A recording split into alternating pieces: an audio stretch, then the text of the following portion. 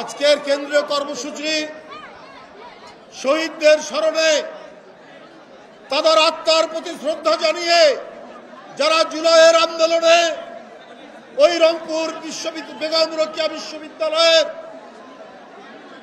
যে ছাত্র নেতা নিজের শার্টের বোতাম খুলে শেখ হাসিনার আইন শৃঙ্খলা বাহিনীর তপ্ত বুলেট নিজের বুকে নিয়েছেন আবু সাইদ, তার স্মরণে আহনাফ যে নিজের বুকের রক্ত দিয়ে সেই দিন সেই দানব শেখ হাসিনাকে পদত্যাগে বাধ্য করেছিল, তাদের স্মরণে যে মুগ্ধ তার পাশের সহকর্মী গুলি খেয়ে পড়ে গেছে, তাকে পানির বোতল নিয়ে বলেছে পানি লাগবে পানি।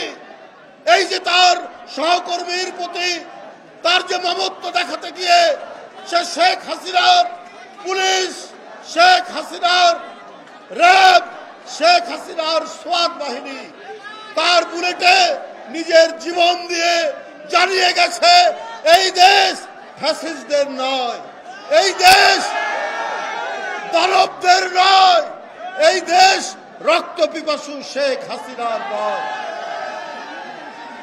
এই দৃষ্টান্ত দেখিয়েছে স্কুলের ছেলেরা, প্রাইমারি স্কুলের ছেলেরা, কলেজের ছেলেরা, ইউনিভার্সিটির ছেলেরা। এই আত্মদান তো মহিমান্বিত আত্মদান।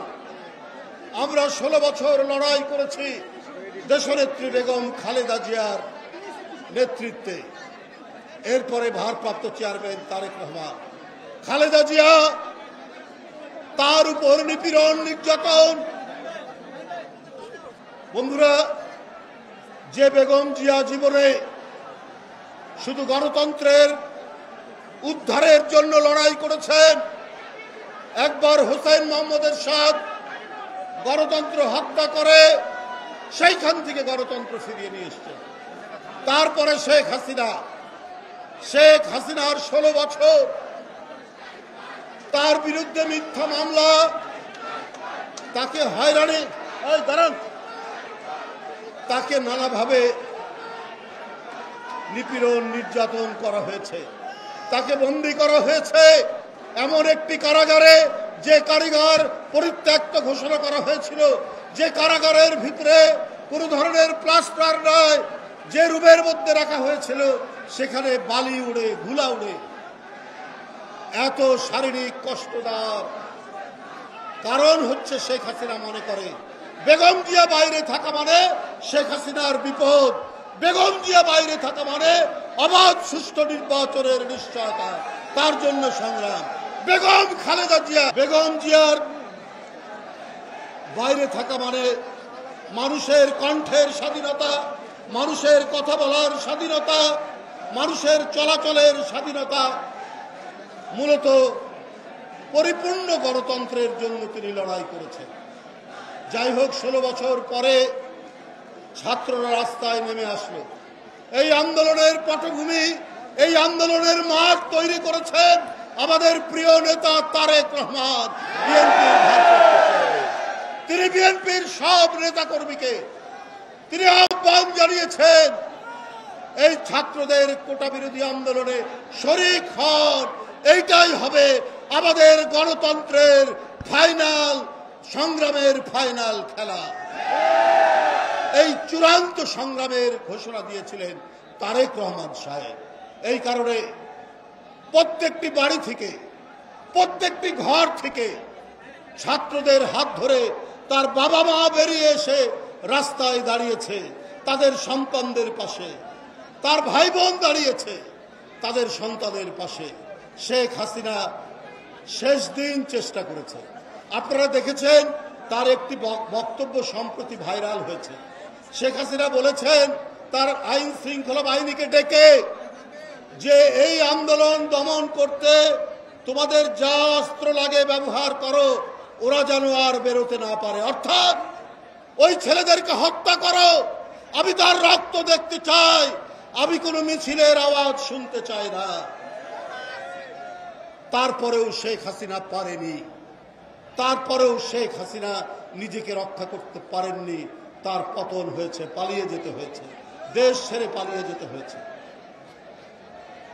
যে 16 বছর বর্বর অত্যাচার করেছেন এই দেশের লোকের উপর, আরেকটি পার্শ্ববর্তী দেশের প্রভুদের কথা শুনে সেই শেখ হাসিনা পারে না। আসলে যারা জনগণের বিরুদ্ধে যায়, যারা নিজের জনগণের চিন্তার বাইরে যায়, যারা জোর করে শাসন করতে চায়, যারা মানুষ হত্যা করে নিজের গদি সামলাতে চায়, আলটিমেটলি তারা পারে না, আলটিমেটলি তাদেরকে চলে যেতে হয়।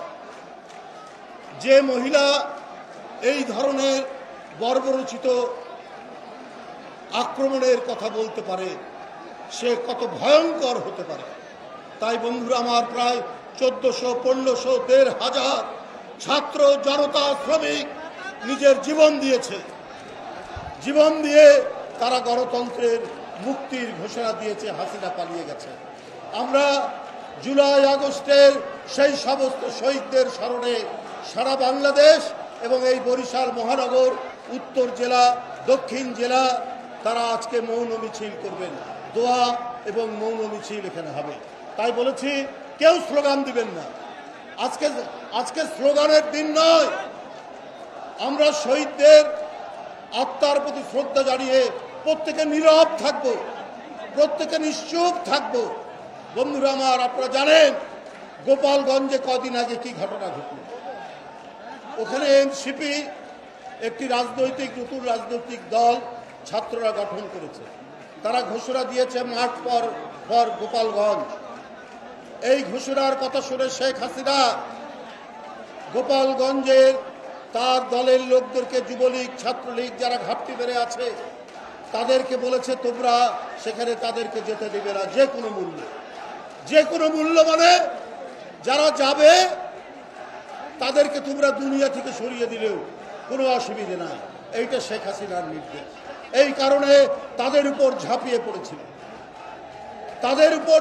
পড়েছিল। এরপরে আইন শৃঙ্খলা বাহিনীকে আপনার রাস্তায় নেমে আসতে হয়েছে আইন শৃঙ্খলা রক্ষা করার জন্য। আমার বক্তব্য একটাই, যে আজকে এই যে গণতন্ত্রের জন্য এত লড়াই, কাঁধে কাঁধ মিলিয়ে লড়াই, গণতান্ত্রিক রাজনৈতিক দল আর ছাত্র জনতা, কিন্তু কেন আজ বিভেদ? এককভাবে কিছু করা যায় না। সম্মিলিতভাবে আমাদের শক্তি যেটি ছিল সেইটি প্রদর্শন করলে, সেইটি থাকলে কোনো পতিত স্বৈরাচার সাহস পেত না কিছু করার জন্য।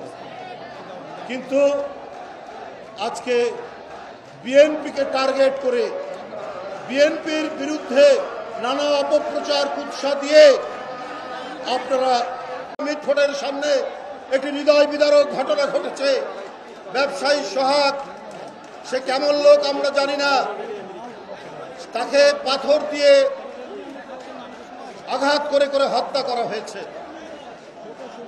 আমরা দেখলাম, ভাই, সমাজে যদি খুনাখুনি হয়, সমাজে যদি কেউ কাউকে আক্রমণ করে, রক্তাক্ত ঘটনা হয়, এর প্রতিবাদ যারা করেন তারা করেন প্রশাসনের বিরুদ্ধে, তারা করেন সরকারের বিরুদ্ধে।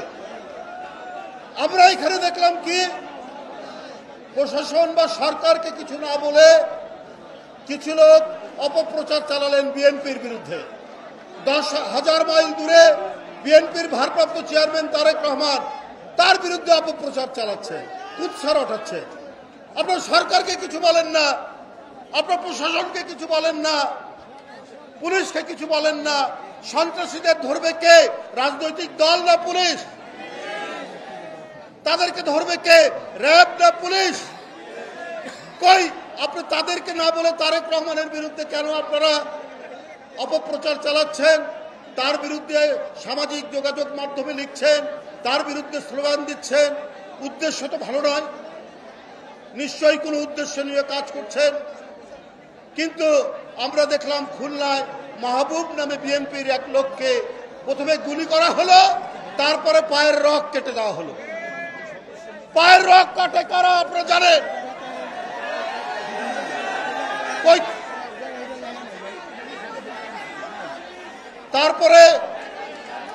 তারপরে চাঁদপুরে মসজিদের ইমামের এক খুতবা নিয়ে সেইখানে হত্যা চেষ্টা করা হলো, ছুরিকাঘাত করা হলো। কই দেখলাম না তো এই ঘটনাগুলোর সাথে যারা জড়িত তাদের নামে তো কোনো স্লোগান দিলেন না, তাদের নামে তো কোনো ধরনের অপপ্রচার করলেন না। এইটা তো আজকে জনগণের একটা সবচাইতে বড় প্রশ্ন। তাহলে কি উদ্দেশ্য করছে? আপনাদের উদ্দেশ্য যদি ভালো হতো, যদি ভালো হয়, তাহলে পতিত স্বৈরাচারের সাহস পেত না। তারা দেখছে আন্দোলনকামী শক্তির মধ্যে ঐক্যের অভাব হয়েছে। তাহলে গোপালগঞ্জ কি বাংলাদেশের বাইরে? গোপালগঞ্জ কি কলকাতায়? গোপালগঞ্জ কি রাজস্থানে? তাহলে সেইখানে পতিত স্বৈরাচারের দোসররা কি করে আক্রমণ করে এনসিপির লোকজনদেরকে? সুযোগ পেয়েছে হাসিনা, ও তো পাশের দেশেই থাকে, সেইখান থেকে মোবাইলে অনেকের সাথে যোগাযোগ করছে। শেখ হাসিনা বাংলাদেশ চায় না, মনে রাখবেন। শেখ হাসিনা বাংলাদেশের শান্তি চায় না, স্বস্তি চায় না, গণতন্ত্র চায় না, কথা বলার স্বাধীনতা চায় না। ওর চায় রাজত্ব, ওর চায় রক্ত, ওর চায় লাশ, যারা তার বিরোধিতা করবে। আপনারা তাই দেখেছেন। আর বাংলাদেশকে কি মনে করে জানেন? বাংলাদেশকে মনে করে সোনার খনি। শেখ হাসিনা এই খনি থেকে সোনা তুলবে, আর উনার ছেলে, উনার মেয়ে, উনার ভাগনা, উনার ভাগ্নি এগুলো সব পাচার করবে বিদেশে। উনার ঘনিষ্ঠ লোকরা পাচার করবে। করেছে না? বাংলাদেশকে টাকার খনি মনে করতে। বাংলাদেশ ব্যাংক থেকে 800 কোটি টাকা নয় হাসিনার আমলে, বেসিক ব্যাংক, সোনালী ব্যাংক সব খোকলা করে দিয়েছে, ফাঁকা করে দিয়েছে শেখ হাসিনা তার লোকরা। আজকেই আপনারা খবরের কাগজে দেখবেন শেখ হাসিনার ঘনিষ্ঠ জন শেখ রেহানার দেবর, তার 62 কোটি টাকার সম্পদ পাওয়া গেছে। এই টাকাটা কিভাবে হয়েছে? এই টাকাটা হয়েছে এই শেখ হাসিনা প্রধানমন্ত্রী, এই প্রধানমন্ত্রী থেকে যত ধরনের সম্পদ বানানো যায় দুর্নীতি করে করা হয়েছে। ঠিক তেমনি ভাবে তার ছেলে মেয়ে, আজকে তার মেয়ে একটি আন্তর্জাতিক সংস্থায় কাজ করত, সেখান থেকে তাকে লম্বা ছুটিতে পাঠানো হয়েছে। কেন পাঠানো হয়েছে তারা তো সব খবর জানে। শেখ হাসিনা খুব কাঁদো কাঁদো গলায় বলতেন, আমার কোনো সয় সম্পত্তি নাই। এখন দেখা যাচ্ছে বাংলাদেশের ইঁদুরের গর্ত থেকে শেখ হাসিনার সম্পত্তি বাড়াচ্ছে একটার পর একটা, একটার পর একটা। 60 কাঠা জমি ঢাকার পূর্বাচলে কার নামে? পুতুলের নামে, জয়ের নামে, তার ভাগনা ববির নামে, তার আরো আত্মীয় স্বজনের নামে। তাহলে এই মহিলা তো বাংলাদেশকে সোনার খনি মনে করত। তো তার যে লোভ, এই লোভ তো সে কোনোভাবেই সেই লোভের কথা ভুলতে পারছে না। যাহা আমার গদি চলে গেল, এই কারণে সে প্রয়োজনে আরো রক্ত ঝরাবে, আরো চক্রান্ত করবে, আরো লাশ ফেলবে। বাইরে পালিয়ে থাকলেও সেই এই ঘটনা ঘটাবে। কিন্তু আজকে সবার যদি গণতান্ত্রিক শক্তি, হ্যাঁ আমরা এক একজন এক একটি রাজনৈতিক দল করি, আমরা আলাপ আলোচনা করব, আমরা সমালোচনা করব, আমাদের সমালোচনা করার অনেক থাকতে পারে। সরকার, ডক্টর ইউনূস সাহেবের সরকার আমরা সমর্থন দিয়েছি, বিএনপি দিয়েছে, প্রত্যেকটি গণতান্ত্রিক রাজনৈতিক দল মানে যারা গণতান্ত্রিক আন্দোলনে ছিল তারাও দিয়েছে। তো সরকারের বিরুদ্ধে আলাপ কি বলে সমালোচনা করার নাই, আছে। কিন্তু আমরা জানি ডক্টর ইউনূসের সরকার টাকা পাচার করবে না, সোনা পাচার করবে না, দুর্নীতি করবে না, এটা আমরা জানি। দেশে যেহেতু অনেক লুটপাট হয়েছে, এই লুটপাট ঠেকিয়ে আর্থিক শৃঙ্খলা ফিরিয়ে আনতে হয়তো একটি শক্ত পদক্ষেপ নিতে হচ্ছে। সেই কাজটি করছেন হয়তো ডক্টর ইউনূসের সরকার। আমরা সেটাই আমরা মনে করি। না হলে এইবারে তো কয়েক হাজার কোটি টাকা ট্যাক্স, আপনার ট্যাক্স সংগ্রহ করা যায়নি।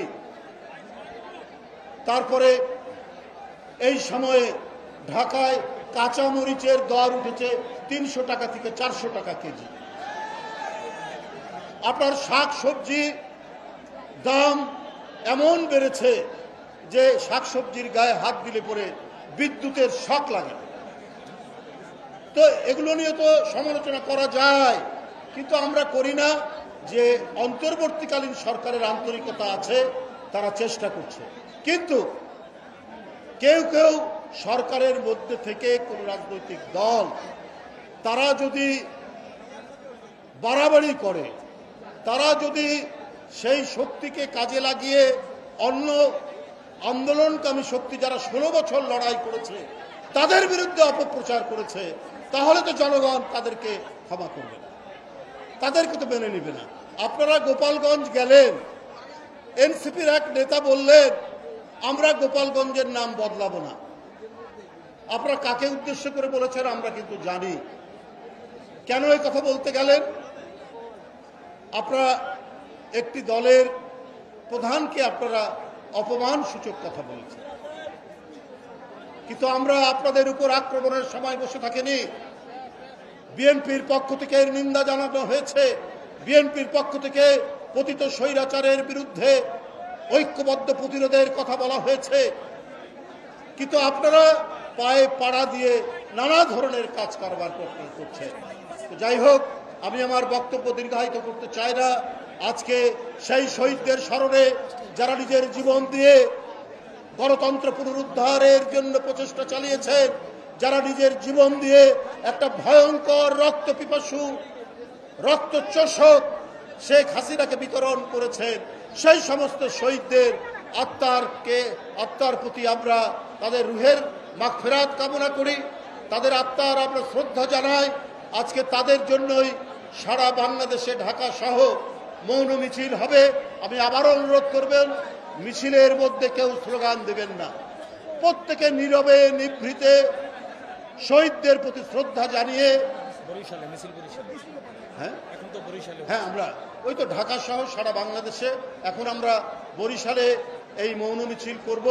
সেই মৌন মিছিলে কেউ কোনো ধরনের আওয়াজ করবেন না, স্লোগান দিবেন না, শহীদদের প্রতি শ্রদ্ধা জানিয়ে আমরা এগিয়ে যাব সামনের দিকে। এই আহ্বানটুকু জানিয়ে আপনাদের কাছ থেকে বিদায় নিচ্ছি।